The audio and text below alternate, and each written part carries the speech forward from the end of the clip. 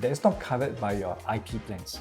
What does it mean? For example, let's say people may want to go for TCM. Can I still reinstate it? Then suddenly I feel like, hey, actually I might need it. Can I still do that? Okay, you still can, but there is a caveat. Welcome to our video series 10 must-know insurance tips agents may not tell you, where we break down the complexity of insurance into simple, easy to understand terms. I'm Jayla, experience specialist, and this is Eddy, Hi. Haven CEO, and our favorite insurance expert. At Haven, we believe insurance advice should be better experience, where there is clarity and not confusion, as well as ensuring that your protection is always aligned with your needs. We hope this video series will bring more clarity to you. In each episode, I will ask the tough questions that you have always wanted to ask but didn't know how. And Eddy will guide us through every topic until I fully understand. I promise to keep asking Eddy until you and I understand every bit of it. From debunking common myths to uncovering truth your agent might not share. This series is here to empower you to make informed decisions about your insurance without paying unnecessarily for excess coverage. So, without further ado, let's dive into today's topic. So, today we'll be talking about, should you cancel your life insurance policy? So, Eddy, my first question to you will be, what should I consider when deciding if a life insurance policy still suits my needs? So right now, let's say my current age, I have a whole life policy. Does it suit me? What are the considerations when I decide to buy or not buy a life policy?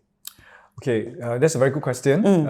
So basically, when you consider life policies, whether you have it or you're going to buy, there are two main questions you need to consider. Firstly, what is your needs, and are you able to fund the insurance policies now or in the future? Okay, when talk about the needs, why there are typically 5 core areas that you should be familiar with. These are important risk areas that will affect your financial plans for you or your family if these life events surface. So the 5 areas are firstly death. If let's say you're supporting a family member, you are a breadwinner, for example, you need to have sufficient death cover. All right. Second, in event of a medical crisis, there are 2 big life risks. Firstly, hospitalization expenses. Right. This is where if you have your MediShield Life or IP plans, that will provide you with sufficient cover. And secondly, even after the hospital treatment, after discharge, the person may not be able to work for a while. Okay, probably because want to recover. Example like cancer treatment. Okay, this is where critical illness comes in. Critical illness provides you with a number of years of income replacement for you to take a break from work to recover. So the 4th and 5th will be on disability. There could be situations whereby accidents, injuries that affect the ability to work. So you need to have a disability income plan. And lastly, if the disability is so severe that requires a person to be dependent on a caregiver, this is where your long-term care, CareShield Life comes in. So these 5 core areas are very important for different life stages. So for you as an accumulator, these 5 areas could be something that you should look into. But say, for example, a person who is retired, okay, he's 60 years old, he's financially independent, retired. Actually, not all the 5 areas are important. The 2 important areas will be hospitalization and long-term care. So the rest may not be as important. You have to review it. Okay. So these are firstly, understanding your needs is very important. And based on life stage, which one is a priority? Second is cost. Because insurance requires a long-term commitment. And we know that in insurance, there are many types of products, but typically there are term plans, which is very cheap, a whole life plan, more expensive, and ILP plans, investment-linked plans, which is combinations of investments and protection. Okay. At Haven, we strongly advocate term plans because term plans is very affordable, especially for you as a young accumulators. It allows you to be fully covered at the lowest cost. Okay. So these are 2 key considerations that you want to consider. Yeah. Okay, understand. So, okay, we have another question here is, not me lah, but my parents bought me a life insurance policy as a baby. Now that I'm 21, should I cancel it? Okay. This is quite a common question also because there are when people when they're okay with having a plan, Yeah. but when it comes to having over. to take over, they'll Pay be the concerned premium. whether is it worth it to Yeah. pay for it. Yeah. But first of all, I just want to I always want to thank the parents for taking the initiative to buy a plan to protect the child. Okay, so that is something that the parent has done a good thing to protect well-being. Insurance has evolved over the years. Yeah. All right. Sometimes the concern young person inheriting this program will be whether is it obsolete, is it still relevant? Okay, especially when you need to pay for it. Okay, because when you get a plan right now, that seems to be so fanciful. It's true that some plans could be outdated. For example, some critical illness plans in the past may cover just 30 illnesses. But right now, if you get a critical illness plan, it cover 37 or 100 over. Okay. It is broader and it has more relevant coverage. Yeah. However, before you consider terminating or replacing it, there are two advantages of having old plans. Number one is that the pricing is cheaper because the plan was bought when you're very young, a baby, the pricing is very cheap, okay, to continue.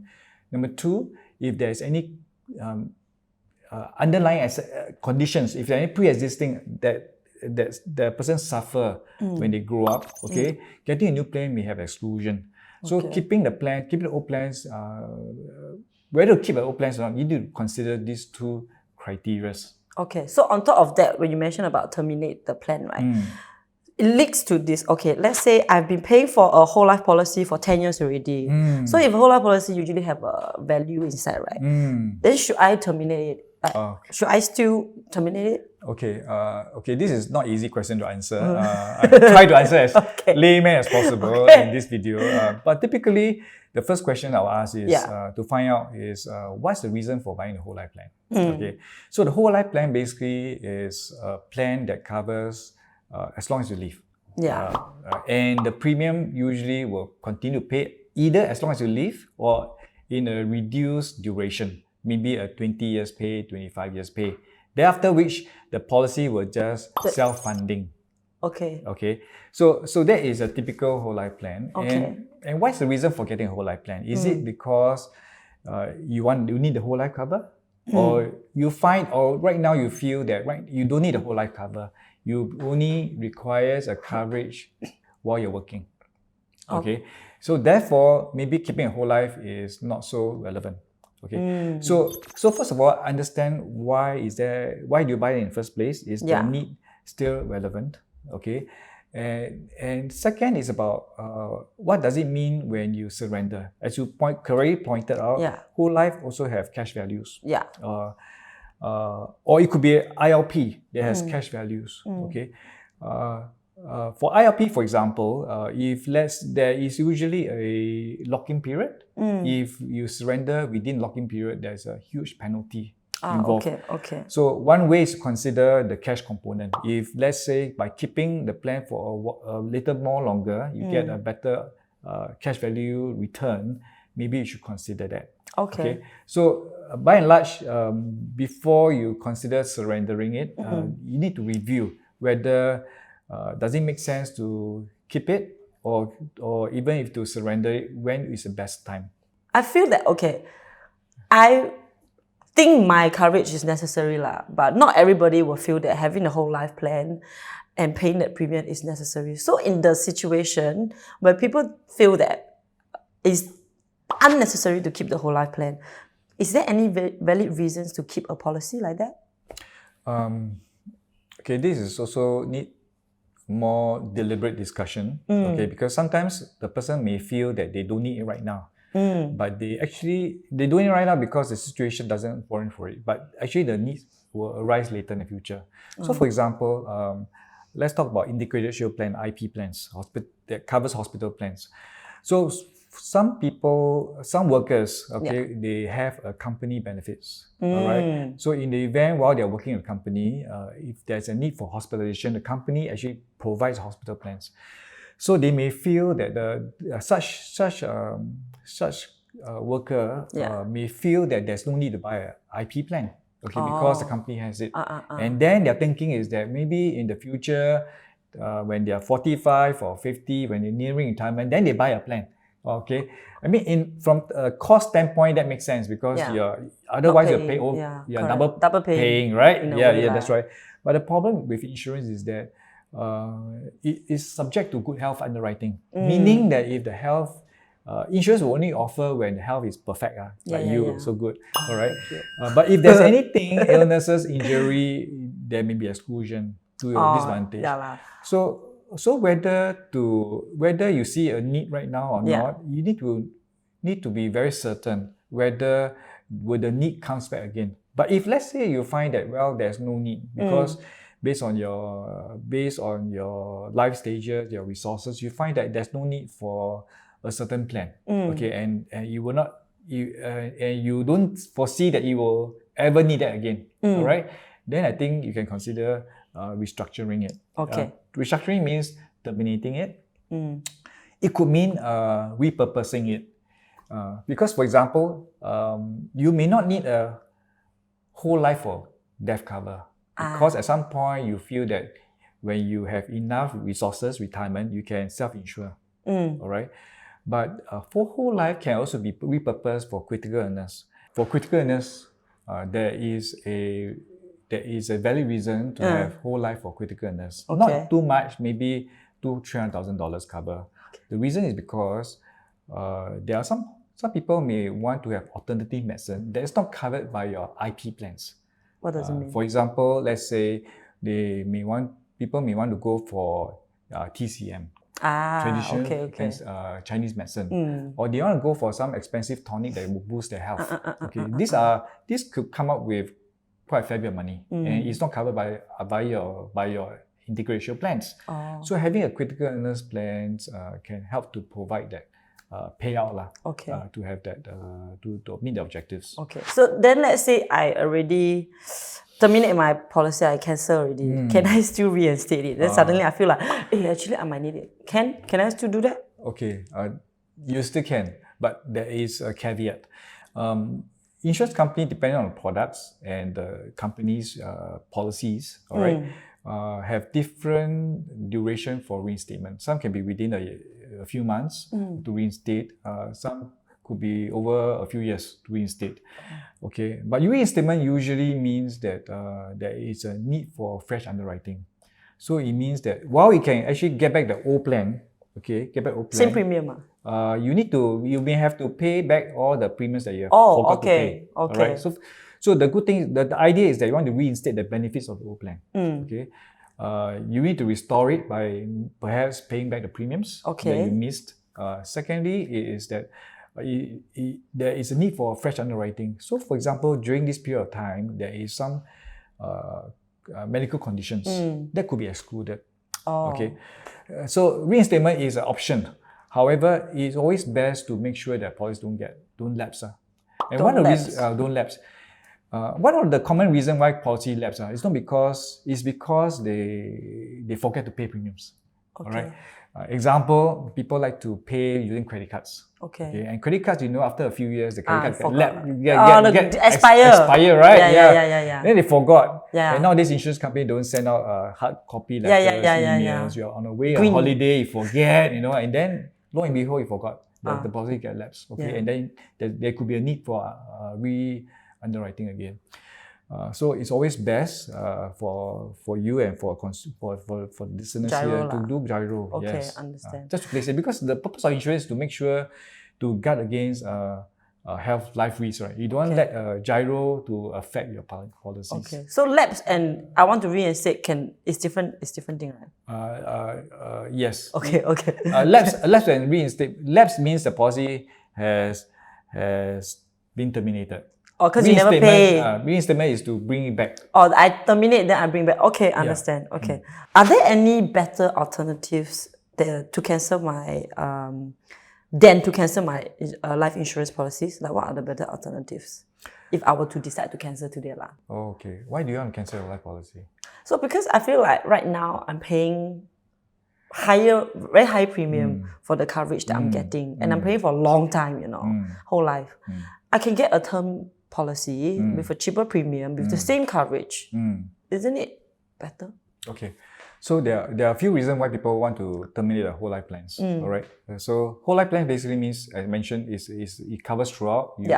And sometimes you need to pay the premiums throughout. Okay. Or much more if, let's say, it's over a limited year, 20 years payment, for example. So the reason some people wants to cancel this plan because they find that they couldn't support the plans, support the premiums, because it's just too expensive.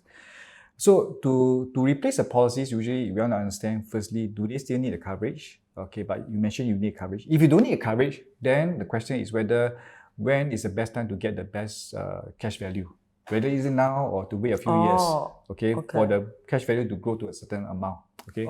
But if you still need the coverage, all right, you can do what you say, terminate and buy a term plans, okay? But that will mean that your health is still eligible. Because sometimes health may not be so good, and then getting new plans it may mean a higher, maybe some exclusion, right? So it's disadvantageous. So if there's an exclusion, then it doesn't make sense. Okay. So another way to go about it is to apply for what I call a paid up option for whole life plans. What's that? Okay. So payout option is every insurance policy whole life plan has a payout option embedded, but not many people understand what does it mean. So a payout option basically means that you may have the option to stop paying the premiums. Okay, because you find it too expensive. You stop paying premiums. Okay. And the policy will be converted into like a term plan. Okay. A term plan within the policy. Okay. In the conversion of the term plan, some of the benefit will be drop off. Usually, only the death cover is being retained. Okay. Means I don't pay the premium. I only get death coverage. You get death coverage. So all the riders, so all the riders, like some of the riders, like maybe critical illness, house accident. So free insurance will be gone. Yeah. Okay. Yeah. So it is you stop paying premium going forward. But the reason why you can do that is because the whole life plan actually has some cash value. So it's used. So they convert the cash value into a term plan that pays that is a single premium term plan. Single premium term plan that covers as long as maybe throughout the lifespan. But again, every insurance company, depending on the cash value, has different variation. Okay. So you have to check. So this option is good if you want to stop paying premiums, you want the death cover, and you find that your health is not so good. Okay. Yeah. But the cover is not forever, right? Not whole life. It depends. It's only when the cash value stops. Yes. Not enough money. If the cash value is so sizable, it can actually cover for life. Okay. But if the cash value is not as much, then it may cover for a number of years. But you don't know how many years. So you have to write into the insurance company to find out what's your options, what is the payout options like for you for this plan. Okay. Yeah. Okay. So this is another way compared to just dropping a plan and buying another plan as replacement. Okay, great. Now I understand a lot more on whole life insurance than I was before. Because I didn't know there's this opt-out option. I thought it's just you payout option. Yeah, payout option that you can. Okay, interesting. Yeah. So with that, we have ended today's episode on whole life policy. Understand a little bit more on whole life policy. The next episode we'll be talking about will be investment linked policy. See you next episode, and please like, share, and subscribe. See ya!